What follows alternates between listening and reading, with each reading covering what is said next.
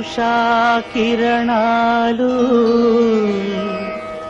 తిమిర సంహరణాలు. ఈరోజు ముఖ్యాంశాలు.